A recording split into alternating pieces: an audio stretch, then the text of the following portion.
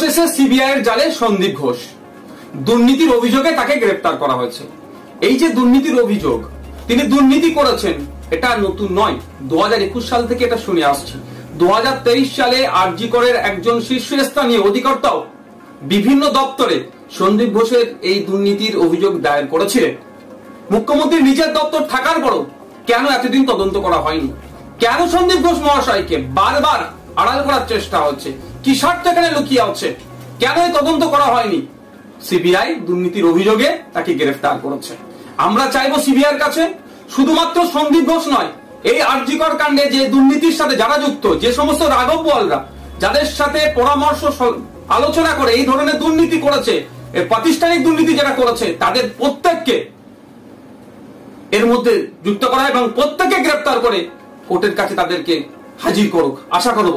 আর আমরা বারবার বলে আসছিলাম, তিলোত্তমার ধর্ষণ হত্যার শুধু নয়, এর পিছনে গভীর রহস্য লুকিয়ে আছে। আমার তিলোত্তমা দিদি নিশ্চিতভাবে এই দুর্নীতিগ্রস্ত নেতাদের, দুর্নীতিগ্রস্ত মানুষদের কিছু রহস্য রাজ জানতে পেরে গিয়েছিল, সেই জন্যই তাকে ধর্ষণ করে নৃশংসভাবে হত্যা করা হয়েছে। আমরা আশা করব সিবিআই এর মাধ্যমে আমরা ন্যায় বিচার পাবো এবং যারা দুর্নীতি করেছে, দুর্নীতির সাথে যারা যুক্ত, প্রত্যেকে সর্বোচ্চ শাস্তি পাবে।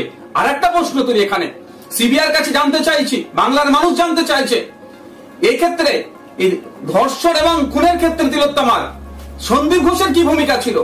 তার এখানে তিনি কি মাস্টার মাইন্ড প্লে করেছেন বা কি ভূমিকা তার ছিল খুন হয়ে যাওয়ার পিছনে বা ধর্ষণের পেছনে, সেটাও দ্রুত জনমানুষে আনুক।